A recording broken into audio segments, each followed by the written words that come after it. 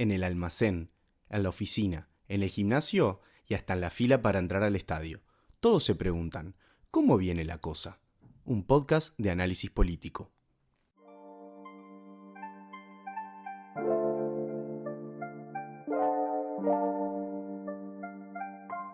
Bienvenidos, bienvenidas. Este es un nuevo episodio del podcast La Cosa. Estamos contentos de que estén del otro lado viendo esto, escuchando esto. Bueno, en una semana que ha sido especial, ni que hablar, ¿no? Ha muerto José Pepe Mujica, seguro que ya lo saben. Y si hay algún despistado que no abrió un diario ni entró a Instagram, ni a Twitter, ni a nada de estos días, bueno, toca darle la triste noticia de que ha fallecido el Pepe y... Por supuesto que es un personaje, una persona, una personalidad que es muy difícil abarcar en su totalidad, ¿no? Y que todo análisis que uno pueda hacer de su legado político, humano, filosófico, de pensamiento, de construcción partidaria, va a ser parcial. Y nos va a llevar ríos de tinta y ríos de bytes poder intentar acaparar a este personaje y no lo vamos a lograr. Así que para este programa de hoy vamos a elegir un recorte, al menos, para hablar de Mujica, para hablar de su legado, de su vida. Y estoy muy contento por el invitado que nos acompaña el día de hoy, que es Walter Pernas. Walter es investigador, es periodista, es escritor, ha sido docente, ha dedicado mucho tiempo a investigación profunda sobre demasiados temas, y en particular es uno de los biógrafos, podemos decir, de la vida de Pepe Mujica. Escribió hace ya algunos años, en el 2013, publicó un libro que, al menos para mí, ha sido una referencia tremenda sobre la vida de Pepe Mujica, que es Comandante Facundo, quizá una biografía novelada, podemos decir. Yo la entiendo como un libro de narrativa histórica que es impresionante. Si no lo han leído, súper recomendable. Así que vamos a conversar un poco a partir de esa vivencia de Walter y de la reedición de este libro en este momento, de un poco cuál ha sido su experiencia tomando contacto con esta figura, que ahora ya es, podemos decir, una figura histórica de José Pepe Mujica. Después de esta larga introducción, ¿cómo estás, Walter? ¿Qué tal, Mauro? Bueno, muchas gracias por la invitación. Gracias a vos de reencontrarnos después de muchos años, hacía que no nos veíamos. Con Walter tuvimos el gusto de haber coincidido en la Uni Radio hace ya un buen tiempo. Pero bueno, cuando nosotros hacíamos primeras armas en lo que fue un germen primigenio de esto de Podcast La Cosa, que era un programa llamado Te Digo la Otra. Walter en esa época también andaba en la Uni Radio, fue director de la radio en la época en la que nosotros estábamos con el programa. Le dimos algún dolor de cabeza, pero quiero creer que algunas satisfacciones también. Sí, claro, muchas. Era un buen programa. Era un buen programa. Si no lo digo yo, ¿quién lo va a decir? Por supuesto. Okay. No, pero lo digo yo. Está bien, ahora gracias. Era el director ejecutivo, lo digo yo. Muchas gracias. Bueno, Walter, nada, primero, no sé, es difícil entrarle a este tema. ¿Cómo te agarró la muerte de Mujica? ¿Cómo te pegó como para empezar a conversar? Mucha tristeza realmente, ¿no? Porque es nada más ni nada menos que después de haber hecho la investigación aquella que arrancó en 2008 y duró 5 años, y de publicar el libro, de alguna manera uno queda ligado a ese personaje. Te empapaste. Es como el actor que hace un personaje durante muchos años. Y a la vida del personaje, ¿no? Que la vas siguiendo. Yo siempre digo, yo no soy un periodista político. Mi especialidad es la investigación, y en todo caso cuando, trabajé en muchos medios, en El Observador, en la revista Postdata, 12 años en Brecha. Uh-huh. Me dedicaba más que nada a la cobertura judicial. Es decir, que no era mi fuerte el periodismo de análisis político que te lleva a estar más cerca de los políticos de alguna manera. En realidad yo tenía una distancia natural por mi trabajo. Y así fue como armé el libro, digamos, ¿no? Desde la distancia del objeto de estudio, claro, hasta llegar a Mujica al final de la investigación 5 años después. ¿Vos en 2008 lo conocías a Pepe personalmente? ¿Habías tenido un poco? Sí, lo conocía, haberlo saludado alguna vez, haberle hecho alguna entrevista. Más que nada esas por asalto, digamos, cuando sale y pones el micrófono y preguntas algo. Y después algunas charlas, porque él iba a Brecha. Obvio. Algunas charlas, sí, de pasillo, así, de sentarse un rato. Claro, pero no eras un mujicólogo, como hay tantos, ¿no? Gente que de hecho yo tenía mucha curiosidad por... Incluso, mirá, al principio por la autenticidad de este Mujica, digamos. Digo, ¿cómo es ¿Es un personaje? O sea, ¿se pone un personaje en algunos momentos o es auténticamente así siempre? Esa fue tu pregunta de investigación. ¿Sí? ¿No? Una pregunta original. Lo que sí sabía, y que sabíamos todos, es que nunca pasaba inadvertido, ¿no? De diputado ya estoy hablando. Claro. De diputado, él se ganó a todo el Parlamento, a quienes lo apoyaban o apoyaban al Frente Amplio y a los contrincantes, opositores políticos, porque uno sí que, bueno, me tocaba ir de vez en cuando al Parlamento por distintas o investigaciones o coberturas, y cada vez que hablaba Mujica había un silencio absoluto, Eso una es atención impresionante, ¿no? absoluta hacia Mujica. Y digo, esto no lo consigue cualquiera, ¿no? Naturalmente que lo que decía siempre tenía profundidad, ¿no? Yo justo ayer leí en Búsqueda que publicaron una entrevista del año 96 con Pepe de Dicandia, creo que la hizo. Capaz si me equivoco me corrigieron los amigos de Búsqueda, pero creo que era de César Dicandia, del año 96, ¿no? Con Pepe en su siendo diputado. Y bueno, es un material de archivo impresionante. Bueno, hablaba mucho de eso, ¿no? De cómo fue su acogida dentro de esa élite a la que él había sabido denostar bastante, ¿no? Su juventud tuvo una época bastante ¿no? Anticasta, diríamos, en el lenguaje actual, en el lenguaje de Milei. Pero hubo un Pepe anticasta, ¿no? Un Pepe joven como muy, muy orejano y muy por fuera. Pero luego se convirtió en un exponente total de nuestra clase política. Como que hay una ambigüedad, ¿no? Él era el favorito, el hijo pródigo de un lugar al que había detestado bastante. No sé, medio extraño. Sí, pero recordar, primero, quizá en su juventud, que te hablo de 14, 15 años, cuando se integra a una organización un poco anarca, estudiantil, filosóficamente anarca, ¿no? Él tuvo siempre, su origen siempre fue medio anarcoide, ¿no? Ahí está. Y bueno, conserva ciertas cosas, total. cosas hasta el final. Pero ahí quizá, sí, después se integra el MIR y hay como... El MIR era maoísta, ¿no? Era un movimiento Sí, maoísta de los años 60. Sí, exactamente. A ver, pero primero Erro, no me salté Erro. Ahí va. O sea, si vos querés al principio un poco ese filo anarco de la ultraadolescencia, Sí, ultrajuventud. ¿Quién no fue un poco adolescencia? anarco a los 14 Ahí está. años? O sea, ¿no? que es lo natural, que puede ser lo natural. Hay una evolución, pero porque ahí su madre es la que le presenta a Erro. Cuando veía que él tiene una inquietud por la política. Exactamente. Y Erro sí es un político que está, primero que está a la izquierda del Partido Nacional, Claro. claramente, aún apoyando a Herrera. Sí. El pensamiento de Erro es a la izquierda. Si lo repasás, es así.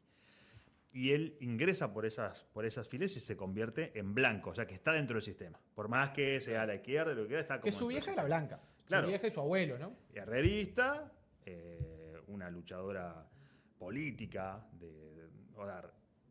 ubiquémonos en los años No sé, 40, 30, 40, 50. ¿Cuál era el lugar de las mujeres en la política? Si hoy todavía se sigue dando la pelea por la paridad y por todo, imagínate en aquel momento, una gran luchadora por el voto femenino, en aquel momento ella. Ah, mira. Sí, en aquel momento una gran luchadora por el voto femenino, pero... Desde filas blancas, porque esa era una bandera más del Partido Colorado, del vallismo, de los socialistas, de los comunistas. No, ella es de filas blancas. De filas blancas, totalmente. Sí, que había mucha gente que lo apoyaba. Sí, pues sin dudas, eso sin dudas. Pero eso es porque ella vivió que la ignoraran. Claro. Dentro de una familia política donde los que hablaban eran los hombres. Cuando Herrera viajaba por el interior del país y llegaba a Carmelo, se quedaba en la casa de sus padres, los abuelos de Mujica, los Cordano. Y ahí se armaban debates políticos naturales en el patio de la casa, en la que ella no tenía participación. Estaba para atender la cama Herrera, que se acostara a dormir, servir ahí lo que se hiciera de comer y alguna otra cosa más. Sí. Ella vivió eso, pero sin embargo comenzó a luchar en política siendo mujer y se ganó un lugar en algunas pequeñas listas del Paso de la Arena. Era como una pequeña dirigente del Partido Nacional de en el barrial. oeste montevideano. Ahí va, una dirigente barrial. Una dirigente barrial. Bueno, esta es una historia que mucha gente desconoce, ¿no? De los orígenes de Mujica. Y ella es la que le presenta a Erro. Claro. Y le dice a Erro, mira, te voy a presentar a mi hijo, y lo prepara para esa presentación. Ay, no, qué increíble. Lo coachea, diríamos. Hace un acto en su casa. Lo trae en su casa, en el costado de su casa, hacen un acto político, lo trae a Erro y le presenta a Mujica. Y de ahí se hacen inseparables. Porque aun cuando Mujica se va de filas de Erro, digamos, trabajó junto con él, cuando él se va, recordad, Erro apoya en lo que puede al MLN. Totalmente. Fue uno de esos cercanos, ¿no? Por supuesto, escondiéndolos en los peores momentos. Y el Mujica preso también, nunca perdió contacto. Por con supuesto, él, ¿no? por supuesto que sí, por supuesto que sí. Pero entonces, digamos, en la trayectoria de Mujica está ese anarquista incipiente, si vos querés, después entra el sistema a través de Erro, se da cuenta que no es por ahí la cosa, porque no se va a llegar a... En algún momento pensaron que Erro se comía la cancha, que en realidad sí se la comía, pero después...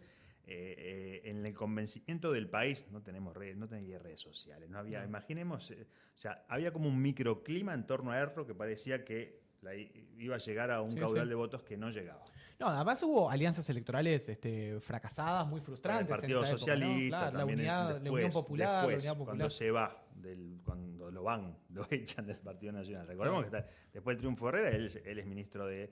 Claro, ahí estamos en la época, vamos a ubicarnos históricamente. En el 58, primer triunfo de los blancos en el siglo, ¿no? Y Pepe lo vive con mucho entusiasmo, ¿no? Era la primera vez que... festeja, lo celebra. Claro, desbancaban el Partido Colorado del poder. Pero aparte después, más tardíamente, en su vida, Mujica tuvo un proceso de reconocimiento al vallismo y de Pepe Valle. Pero él en esa época, me acuerdo de leer que él decía, respecto a Valle Verres y a todo el proceso, él tenía el discurso de los blancos, de que eso estaba todo putrefacto, que era un clientelismo terrible, que era una corruptela bárbara. Cuando él habla de la corrupción y todo eso, se refiere a los colorados en el gobierno, ¿no? Era su vecino de a 4 cuadras, ¿no? Valle Verres. Claro.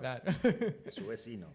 Sí, pero él era muy anti ese clientelismo de los colorados y ese centralismo del Partido Colorado. A ver, Mujica es uno de los organizadores de las revueltas estudiantiles, donde, por ejemplo, con los que se juntaban y con esta agrupación y ya un poquito más grande, tensaban alambres entre los árboles para hacer caer los caballos del ejército, de la policía. De la policía que los venía a reprimir. Sí, totalmente. Él se foguea de gurí en todas esas luchas más sociales y también de haber nacido en un entorno muy obrero y popular, ¿no? Esas luchas de los sindicatos, del sindicato textil, sindicato de la carne, de sindicatos muy combativos también. Muy anarcos también, en el sindicato de la carne, anarquista por excelencia. Esos son los orígenes del sindicato de la carne. Él se movía en ese ámbito de la Teja al Cerro, el Paso de la Arena.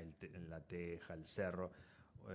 Barrios muy combativos con muchos obreros fabriles y de la carne, con permanentes manifestaciones. Porque había frigoríficos, lucha por salario, por mejores condiciones de trabajo, siempre en la calle. Hay algo interesantísimo que es digno, que refleja una época, ¿no?, de los medios de comunicación que no existían. Hoy ¿qué haces si querés convocar? Hoy tenés las redes, tenés todo, ¿no? O tenés un grupo de WhatsApp, disparás para una reunión urgente y llegan.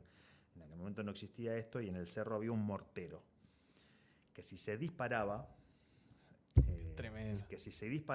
la gente escuchaba, veía y sabía que tenía que ir a la concentración al frigorífico. Y largaba lo que estuviera haciendo. Así de sencillo. A la plaza donde hubieran quedado según el momento, digamos, ¿no? Y llegaban cientos.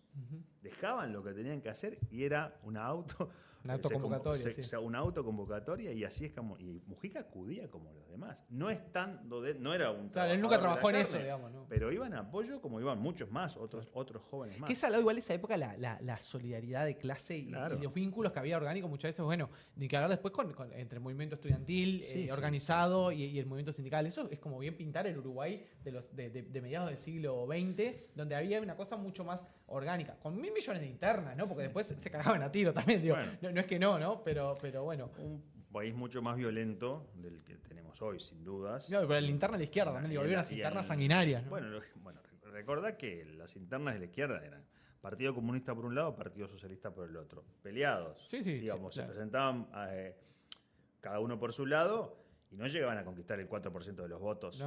Del electorado general. Entonces, no hacían mella con eso, ¿no? Y aparte, hacían alianzas con otros antes que con sí mismo, ¿no? Ejemplo, mucho más plataformas electorales que tenían que ver con... Tardó para que madurara la alianza que después cristalizó en el Frente Amplio. Faltan muchos años todavía de aquella época. Pero a Mujica le toca vivir cosas muy duras. Primero, que se murió el padre y tuvo que salir a trabajar, cultivó flores, trabajó en panadería, siempre al lado de los obreros y las manifestaciones. Y en esas manifestaciones le tocó vivir, por ejemplo, la muerte de personas. La represión era grave. Y también, por ejemplo, pasó por... los obreros de la carne podían llegar a hacer huelgas de hambre. La hicieron, murió uno de los trabajadores.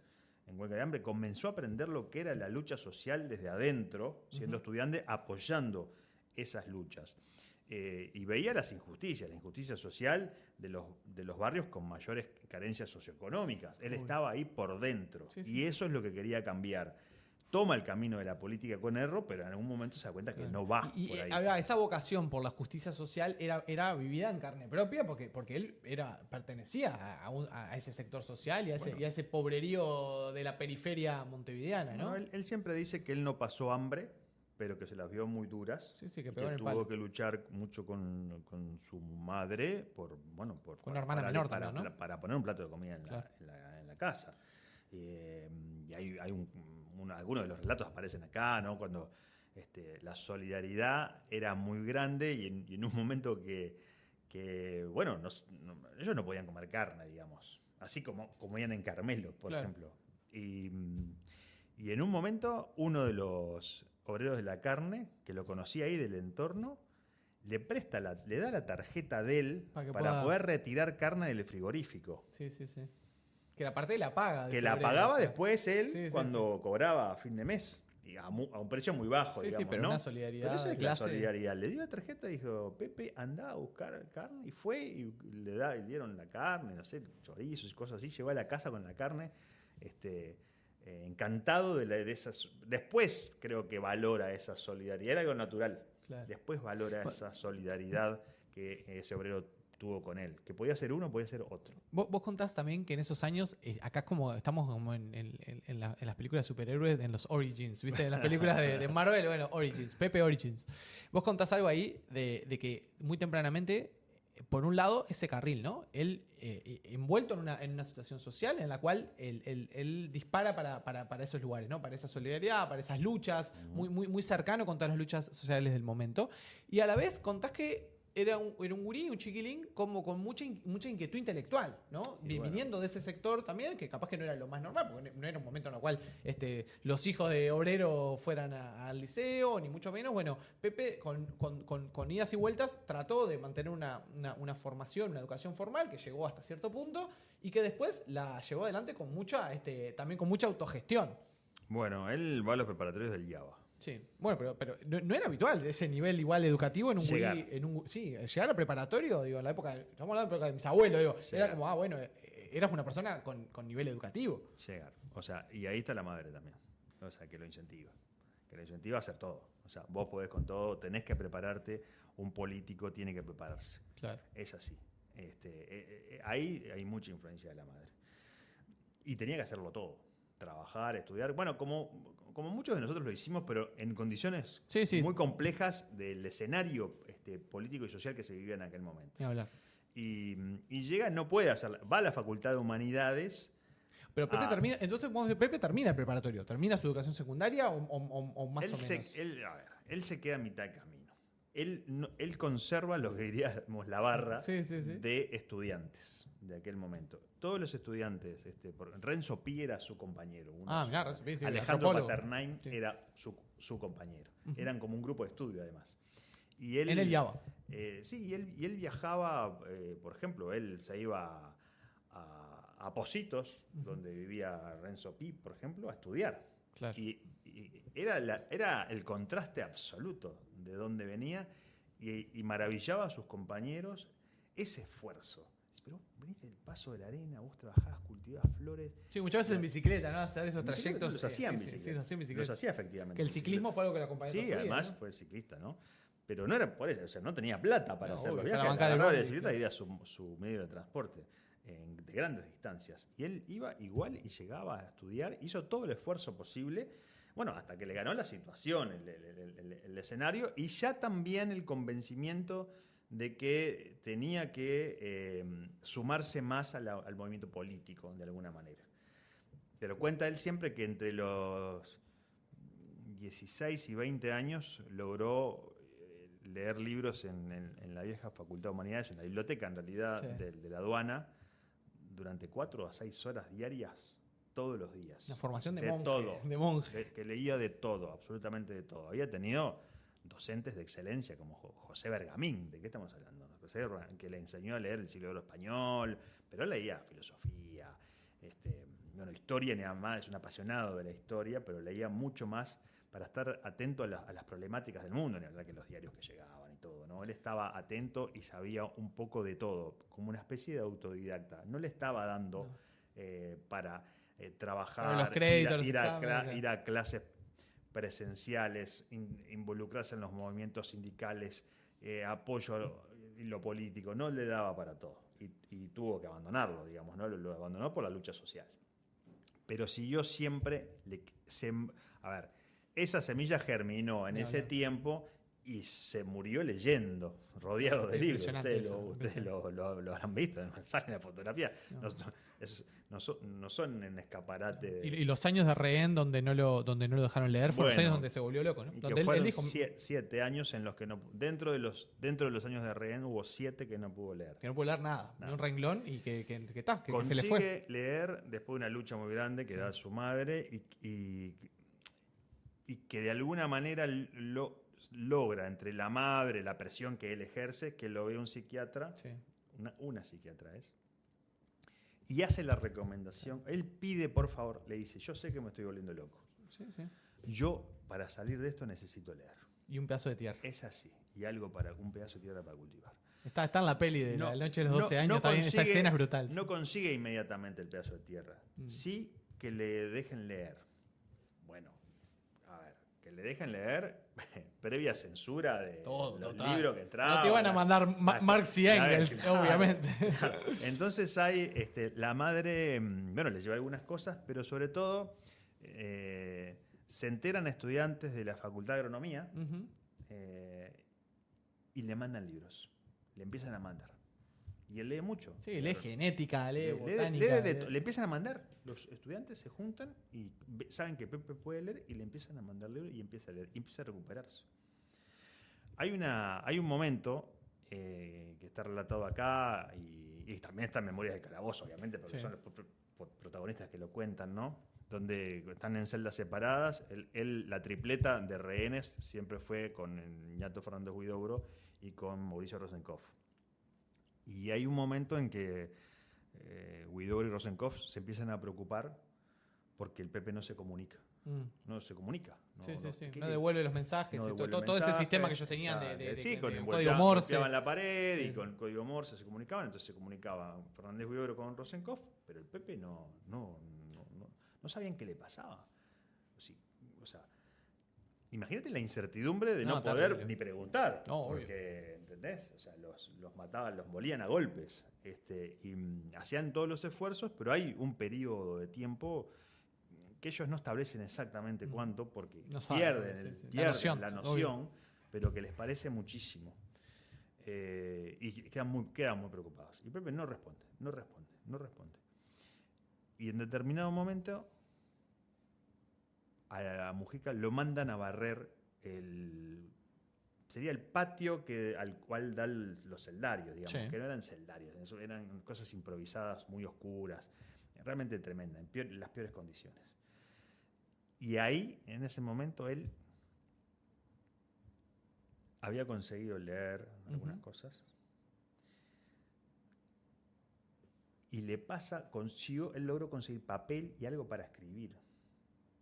Y les pasa por abajo de la puerta sus ideas para el futuro, sus ideas para cuando salían de la cárcel. Y todas tenían que ver con el progreso de la agronomía, con el progreso del país. Entonces, se quieren. O sea, Fernández Huidobro y Rosenkopf dicen, no puede ser. El Pepe está enchufado. Está escribiendo un plan. En lo que va a hacer cuando salga. O sea, está mejor que nosotros, dicen, ¿no? O sea, fíjate, hasta en esos momentos.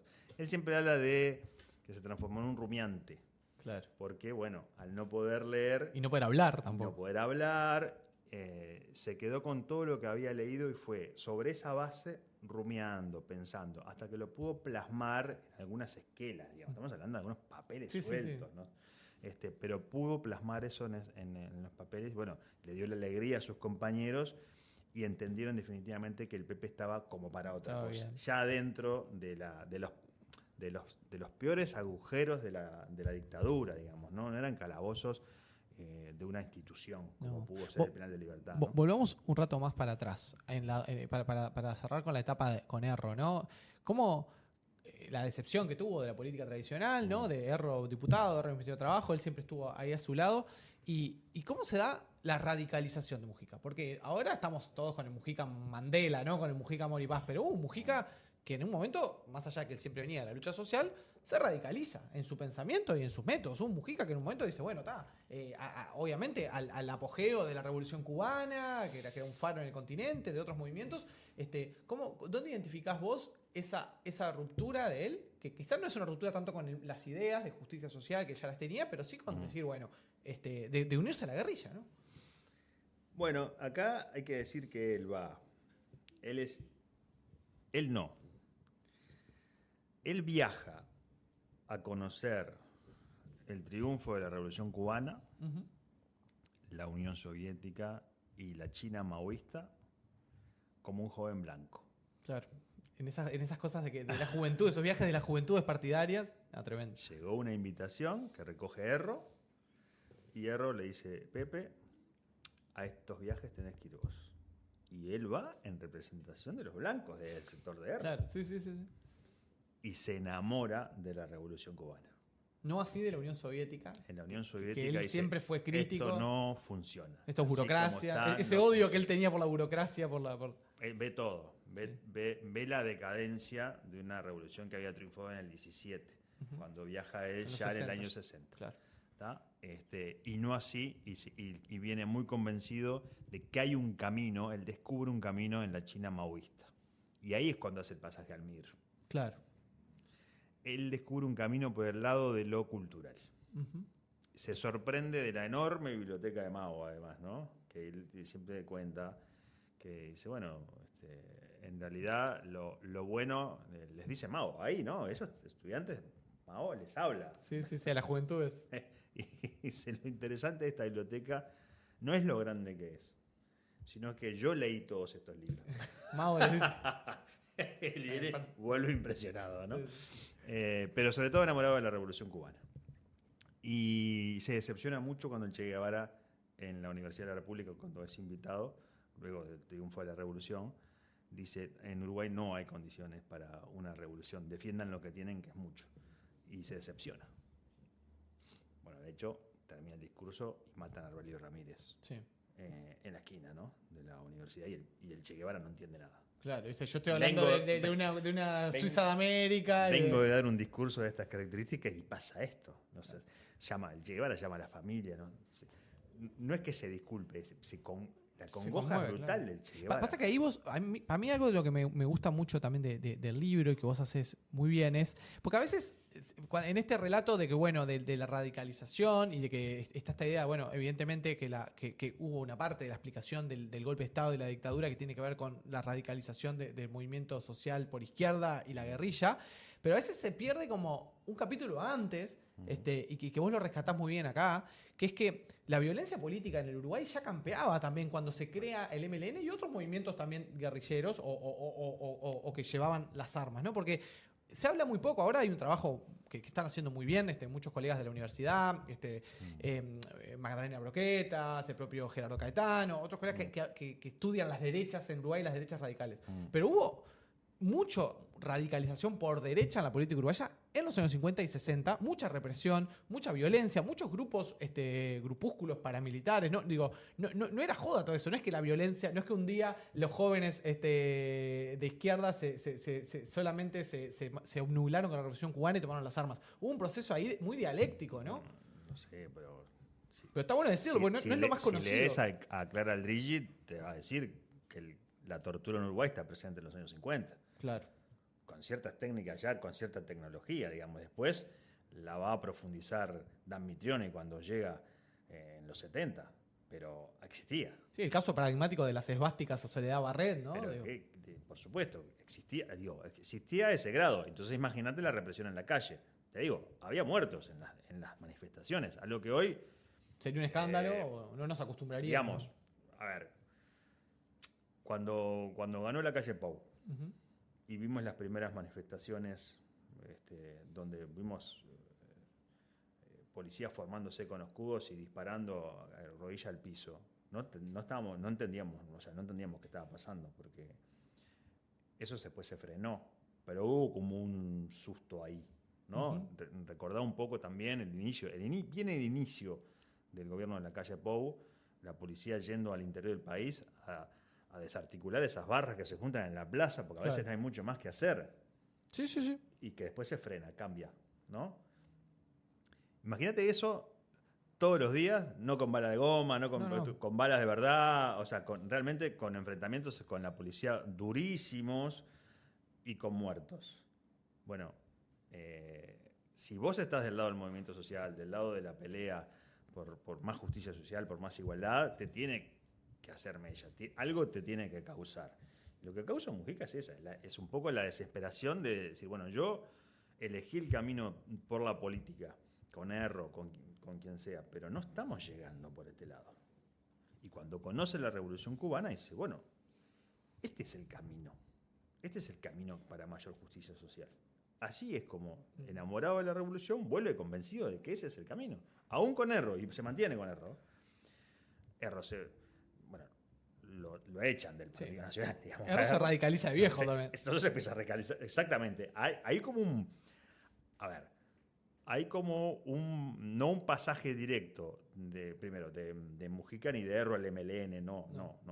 Hay una transición de ambas personas que luego se van abriendo un poco, ¿no? Erro es un político más tradicional, claramente, con ideas de izquierda bien marcadas. Y Mujica es un joven que se enamora de la revolución. Y en algún momento le da un abrazo a Erro y le dice... Hasta acá. Hasta acá, exactamente. Le dice... Se entienden con las miradas nomás. Se dan un abrazo y Erro saben que está Mujica. Y le dice, contá conmigo siempre para lo que sea. Porque él sabe lo que se viene.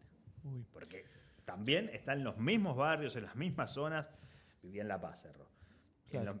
Deambula por los mismos lugares y escucha a la juventud. Sí, se veía venir, había un rum rum. Escucha lo que se está viniendo. Y lo otro es que yo no entiendo mucho a historiadores o gente que de pronto con una mirada un poco más de derecha, sí, si querés, o políticos sobre todo, diciendo que había una institucionalidad absoluta en los 60. No era así. Esto que te estoy contando no es parte de una institucionalidad, no funciona. Claro, sí, es ese relato absurdo de la derecha, sí, que había un país modelo y vino la guerrilla a llevárselo puesto. Y bueno, el Uruguay estaba claro, incendiado, ¿no? El rumor de golpe de Estado precede al golpe de Brasil.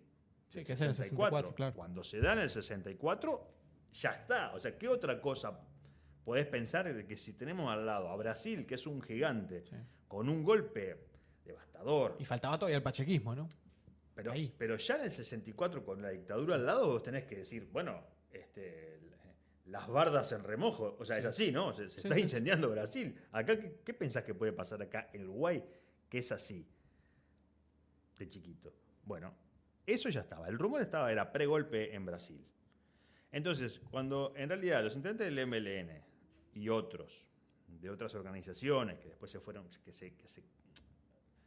los primeros cuando se juntaban en el coordinador, pero después en el MLN y otras organizaciones, incluido el Partido Comunista, te dicen que, aún en las discrepancias, que la lucha del MLN en realidad se empieza a forjar en prevención del golpe de Estado, yo no te digo que es la total verdad del asunto, porque juega también lo de ganar, querer hacer la revolución, de querer hacer la revolución y ganar, pero que hay una parte de, sí, guarda que se viene, muy defensiva, preparémonos, ¿no? Claro. Ármate y espera, es integrarte al MLN para la revolución, pero también para defenderte de lo que se puede venir. Y por eso también es, cuando muchas veces me preguntan, sobre todo desde el extranjero, ¿no? Si Mujica se arrepintió de haber sido un revolucionario. Es una pregunta un poco absurda también, ¿no? O sea, porque después se transforma en un gran demócrata, ¿no? O sea, él siempre habló de casos concretos en los cuales fueron una cagada. Él lo dice así. Él dice, Pascasio Báez fue una cagada. Sí, él lo dice. Eso no tendría que haber pasado. Fallamos. Exactamente. No pudimos resolverlo. Señala errores puntuales, pero no haberse involucrado en la revolución. Yo no lo vi nunca decir, yo me arrepiento de haber sido un revolucionario. Nunca, jamás. No, al revés, dice, me arrepiento de no haber podido estar cuando... Por eso, cuando el MLN se forja de alguna manera, entre otras cosas, para defenderse de la dictadura, y su mayor arrepentimiento es cuando realmente sobrevino la dictadura en el 73, el MLN estaba todo preso, todo, no los dirigentes mayores, todos. Absolutamente la organización no existía. Decime algo sobre el vínculo de Pepe con Sendik y con esa plana un poco más. Porque el MLN también siempre tuvo esos dos brazos, ¿no? El brazo más armado, los más fierreros, y un brazo más intelectual, más lírico, ¿no? Los Rosenkopf, los artistas, la gente que más de la palabra, que también empuñaba armas, pero bueno. No sé, Ñato Huidobro, que tiene un perfil mucho más intelectual. Y Pepe. Era un poco de todo, ¿no? Era no sé, ¿cómo quedaba él ubicado en esa díada, ¿no? Entre los más fierreros, los intelectuales, los más políticos, los más militares. No sé, Pepe pareciera haber sido un poco síntesis de todo eso, ¿no? O no tan claramente identificable en una de esas corrientes. Que no lo podías encasillar. Claro. Sí, como terminó siendo toda su vida, ¿no? No lo podías encasillar. Él te dice que viene de los blancos, claro. Se enamora de la Revolución Cubana, pasa al MIR, se integra al coordinador. Lo que rescata Sendik, y creo que en general los que en aquel momento comandaban el MLN, es lo que hoy vamos a rescatar y siempre vamos a rescatar de Mujica, que es el poder de su palabra. Claro. Mujica era uno de los que iba a las reuniones estudiantiles o manifestaciones donde participaban jóvenes para apoyar, por ejemplo, los obreros de la carne. Se hacían, por ejemplo, ollas. Claro. Como hoy, como se haría hoy. Ollas donde iban las familias a comer porque estaban en huelga. Sí. Y ahí había un montón de jóvenes y él iba, estaba ahí y escuchaba. ¿Quiénes? ¿Cómo hablaban? ¿Qué cosas podían llegar a aportarle, por ejemplo, a la revolución? Ahí dicho así. Y se acercaba a ciertos jóvenes y los invitaba a participar de primero charlas y luego varios de ellos terminan en su columna, la columna 10. O sea que el convencimiento de Mujica con la palabra viene de mucho tiempo y la plana mayor del MLN, porque Mujica no llega a ser de la dirección del MLN en ningún momento, es comandante de una columna. Saben que él tiene ese don de ir y convencer, sobre todo hablar con la juventud. Y fíjate que él se arma una columna, pero sobre todo cuando él llega a comandar la columna, que está integrada por muchos cristianos, por bancarios, heterogénea, digamos, con hombres y mujeres, y con la capacidad de una persona que lograba aglutinarlos y trabajar bien en equipo, digamos. Él muy preocupado por todas las relaciones internas, incluso de su columna, tanto que Sendik le manda a decir por Rosenkopf que es la columna más fraterna. Sí. Es así, y que él lo ha hecho, Rosenkopf siempre lo dice, ¿no? Y que era un hecho, o sea, no hacía agua la columna 10 en esos aspectos. Pero, como decís vos, la columna que de mayores acciones y de profundidad y violenta también violenta. Es la 15. Comandada por... Ahí estaba Modio. Claro, gente y de ahí, más pesado. Y no, pero de ahí también venía Lucía. Sí, que eso quedó un poco en el imaginario, ¿no? De que esa cosa de la tronca era más fierrera en esos años. Bueno, esto pero Pepe en esa época no era un intelectual del MLN, porque Pepe no estuvo en escribir, en esa cosa más de Engler, más de Rosenkopf, más de Ñato. No. Él venía del movimiento obrero sin serlo. Claro, de la lucha social. Porque él siempre fue una persona que se ganó la vida por sí mismo, o sea, no fue empleado. Siempre fue un pequeño productor. No le gustaba ser claro. empleado, además. Claro. Pero estaban todas las luchas esas. Viene de ese sector. Y empieza a ser conocido ahí, de estar siempre en esas manifestaciones, en esas organizaciones de huelgas, en apoyo permanente a los obreros. Es de ahí que llega. Y las primeras acciones que hace, para ingresar o al MLN o lo que se estaba formando, había que demostrar que tenías capacidad para hacer algunas acciones. En el 64 el Pepe le sale horrible una.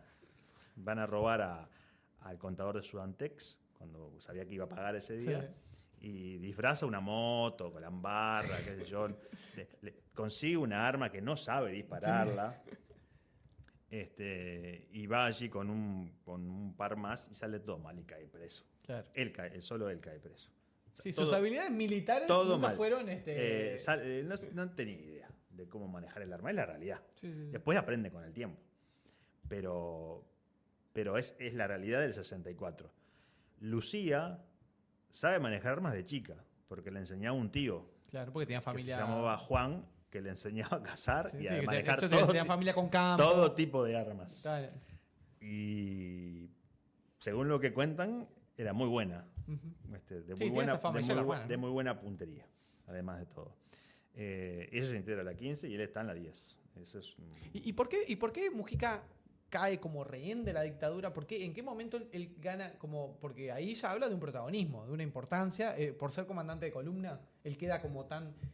o son los propios militares los que le dan esa... porque también ahí juega como una suerte de dialéctica, ¿no? Porque el enemigo cuando te pone en cierto lugar, también eso genera como un reconocimiento entre los propios, ¿no? O sea, es ese Mujica más líder del MLN, más líder de los Tupamaros. En un momento que el MLN era masivo también, porque hay que recordar eso. El MLN obviamente arrancó una guerrilla, pero había un momento donde tuvo un crecimiento, que también uno de los motivos por los cuales se desmadró un poco una organización que tenía poco de vertical y con poca conducción central en una época. No sé, como poder entender ese lugar que él adquirió, ese protagonismo. Mujica cae preso primero en el 64. Sí. Y se banca ya la tortura ahí, cae 8 meses preso y aprende mucho en la cárcel. Además. Aprende mucho de los movimientos. Ya había, por ejemplo, algunos cañeros que estaban presos por un robo Pero fallido también. cárcel común ahí, va con presos comunes. Sí, exactamente. Y aprende de los movimientos y aprende de cómo hablan los demás presos. Lenguaje canero, como le decían. Sí. Exactamente. Y conoce cómo es la interna de una cárcel y también ahí cómo los, por ejemplo, ladrones comunes, los códigos de los ladrones comunes para con la policía. ¿Qué hace la policía? ¿Cómo reprime? Cómo no aprende mucho de esos 8 meses. Sale molido porque lo torturan, es cierto, pero sale con mucho aprendizaje. Ya no es el mismo que sale del 64. Él, a partir de la palabra, comienza a tener no solamente el conocimiento de la calle, sino del lenguaje carcelario, de cómo los demás presos se comportan, lo mismo que los cañeros. Y hay que recordar un hecho que es significativo. En el año 70, él preparando una acción en el bar La Vía, Sí, ahí es donde lo balean, ¿no? cae detenido porque lo delatan. Uh-huh. Entra una persona que es policía, llama y delata. Acá hay un grupo de tupamaros, que era como se estilaba. Quien quería hacerlo, lo hacía. Llega la policía, ingresan a punta de pistola, el Pepe saca su arma y se encasa. Es el primer enfrentamiento así mano a mano que tienen. Saca su arma y se la pone en la barriga al policía. Pero decide no disparar. Y es cuando sale corriendo. Él de ahí decide no disparar. Un tiro a quemarropa. Sí, lo hubiera limpiado. Lo hubiera limpiado, exactamente. Y es cuando en la salida Lo balean lo balean y después lo quieren rematar. La misma persona que darle persona la vida. Busca rematarlo, sí. 6 tiros, por lo menos. Siempre hay yo pongo 6 porque es lo que cuenta Mujica 6. Algunos dicen más, menos, no importa. Son muchísimos tiros a quemarropa en la vereda. ¿No? Estaba para la muerte. Tiene la suerte de entrar al hospital militar, que quien lo recibe es un médico que colabora con los tupamaros. Claro. Y que rápidamente hace todo para que se salve. Pero hay que ver otra cosa. El MLN toma represalias de ese hecho. La columna toma represalias de ese hecho. Y al tiempo terminan matando al delator. Mira.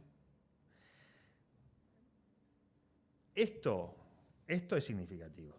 No es cualquiera, Mujica. Quiere decir, la interpretación del bando que está enfrentando a los tupamaros es, no es cualquiera. Claro, no es cualquiera, tal cual. Sí, no era un perejil. No es cualquiera. Ingresa a la cárcel y también lo ven en el comportamiento. Recordá que ingresa a la cárcel y está detenido hasta el abuso. Sí. La primera fuga de Mujica es en el abuso. Lo ven. Lo ven comportarse con los demás. Sí, tiene un liderazgo. Ve la ascendencia en los demás. Claro. Y en el abuso, aparte, que ellos lograron captar a muchos presos comunes. ¿no? Claro. Que era gente muchas veces con otras carencias, con otras limitaciones y que terminaron participando y colaborando con los tupamaros. Él siempre cuenta una anécdota que es buena, muy buena, que es de un guardiacárcel bueno, ya se conocen todos, ¿no? Todos los movimientos, a todos, ¿no? Entonces, un guardiacárcel en un determinado momento le dice a otro que le falta el respeto a los tupamaros que estaban ahí en el patio. Le dice,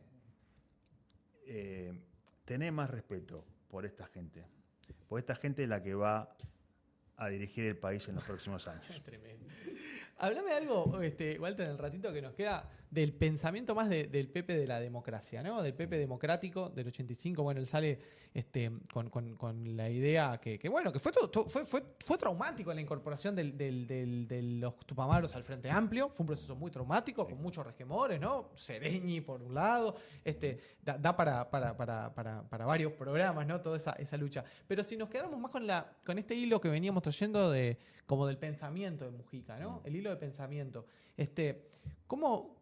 ¿Cómo definirías que fue la evolución de su pensamiento? Más desde la liberación, bueno, hasta que llega al poder, ¿no?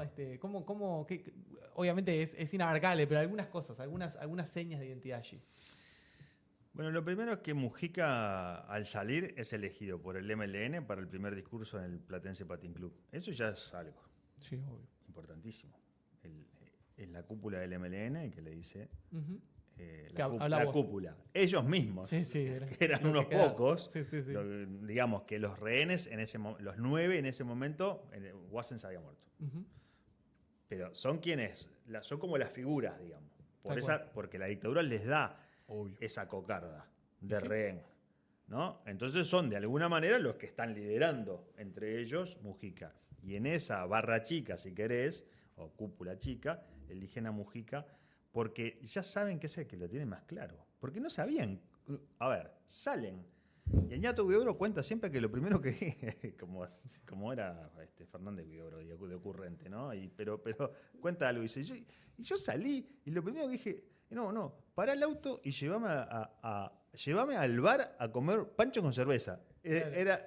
O sea, no, vamos a entender, quiero decir, no estoy hablando de que Fernández Huidobro, Fernández Huidobro fue una figura del MLN, fue quien escribía todos los libros que vemos del MLN, con la orden 1, 2, 3, y las escribía Fernández Huidobro, era él quien las escribía. Muchas veces las escribía él antes de socializarlas y después las aprobaban. O sea, vamos a entender quién era Fernández Huidobro. Pero sí es cierto que esa energía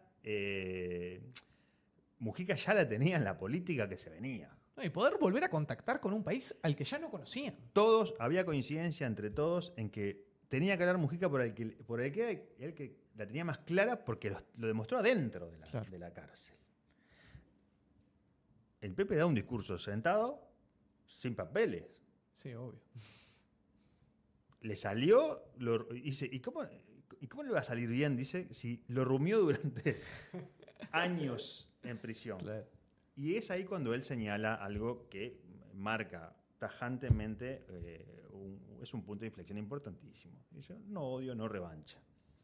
No, les habla a los jóvenes, sí. Además, es increíble, porque sale de la cárcel y les habla a los jóvenes, y años antes de morir comienza a hablarle de nuevo a los jóvenes latinoamericanos. Es como, él entiende que está ahí, que tiene que dejar que los jóvenes, dejarle algo a los jóvenes, un legado, algo como para que progresen mejor en el mundo.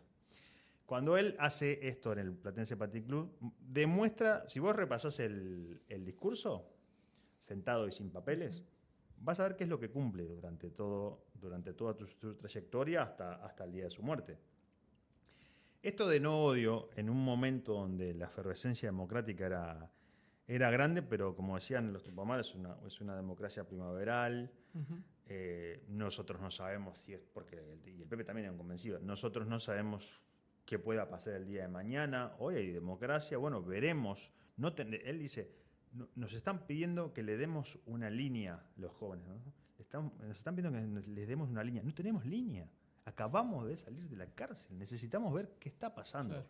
Pero sí, no vamos a gastar el tiempo en la revancha, en el odio. Vamos a transitar por donde se pueda, como se pueda en democracia. Lo dice claramente y es lo que hace.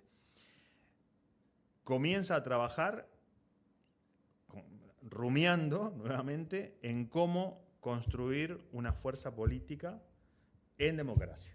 Y con esto que es importante, con la desconfianza de los sectores de la izquierda tradicional y clásica, ¿no? Porque esta cosa de, bueno, como escribieron Danza y Tugovics de la oveja negra en el poder, a veces se piensan los grandes sectores del poder, pero dentro de la izquierda uruguaya también los miraban por arriba del ojo a los Tupamaros y confiaban poco en los Tupamaros.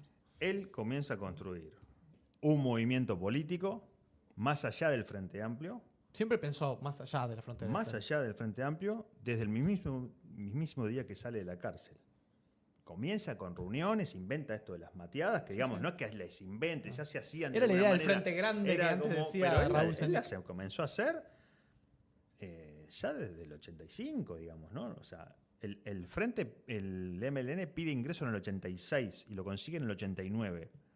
Nadie que lea un poquito y que entienda un poquito puede pensar que simplemente el MLN pidió el ingreso y esperó. Y que se quedaron quietos. Esperó claro. hasta el 89.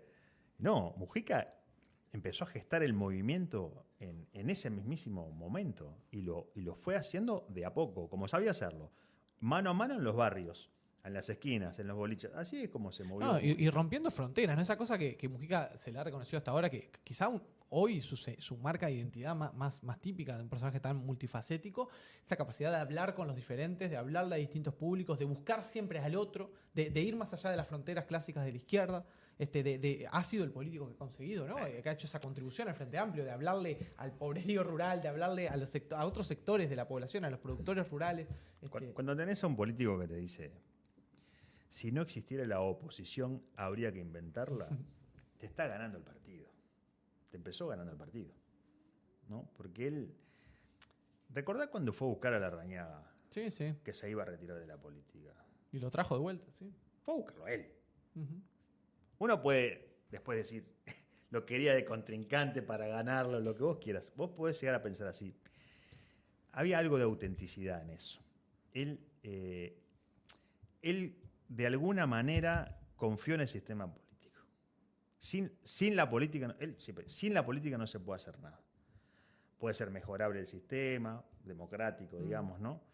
Y los políticos que tenemos hoy pueden ser mejorables o no, pero los necesitamos. Necesitamos ese debate en el Parlamento. Necesitamos que se ejerzan presiones para que las cosas salgan mejor. Él entendía eso.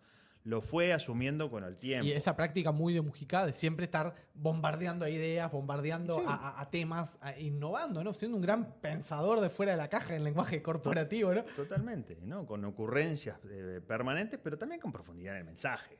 Con profundidad desde siempre en el mensaje. Entonces, por eso mismo el silencio del Parlamento, por eso ese imán como para las juventudes y para todos los ámbitos en los cuales él se presentaba y hablaba. Y la evolución democrática la demostró. O sea, que decir, hasta cierto punto hubo desconfianza de sectores opositores en que el MLN podía llegar a ser nuevamente revolucionario. Claro. Y se sembraban como temores. Creo que más electoral, en forma electoral. Sí, digamos, ¿no? de un cuco. ¿A quién estás votando? ¿A los guerrilleros? Sí. ¿A quienes siguen siendo revolucionarios? ¿A quienes en cualquier momento pueden tomar las armas de nuevo?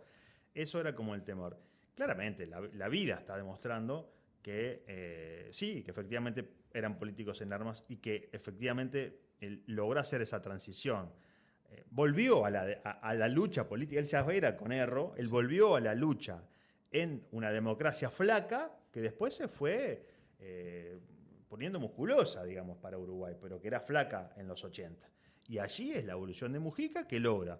Lo primero es crear un movimiento que después ingresa al Frente Amplio como el MLN, pero él ya tenía su propio movimiento dentro del MLN, su gente que lo apoyaba, quiero decir, escalar de diputado a senador, a ministro, y en determinado momento esa idea de que siempre le sonó en la cabeza de ser presidente de la República, como decía su madre. Y llegó.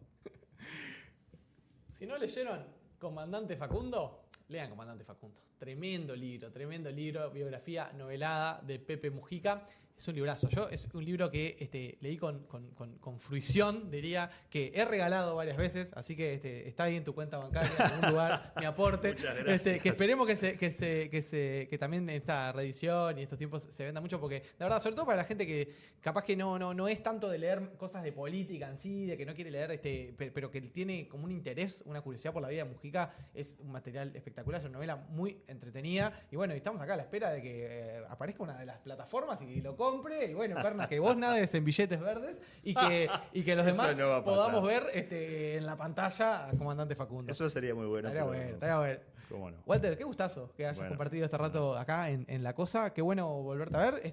Y bueno, nada, nos seguiremos encontrando. ¿Cómo Gracias, no? gracias por todo lo que nos ¿Cómo no? contaste. Gracias a vos. Y para los que están del otro lado, muchas gracias por habernos acompañado. Bueno, esperemos que la semana que viene será un episodio diferente. Este salió así, también con un poco de melancolía, con un poco de nostalgia. Pero bueno, también celebrar una vida tan bien vivida, ¿no? Como la de José Pepe Mujica.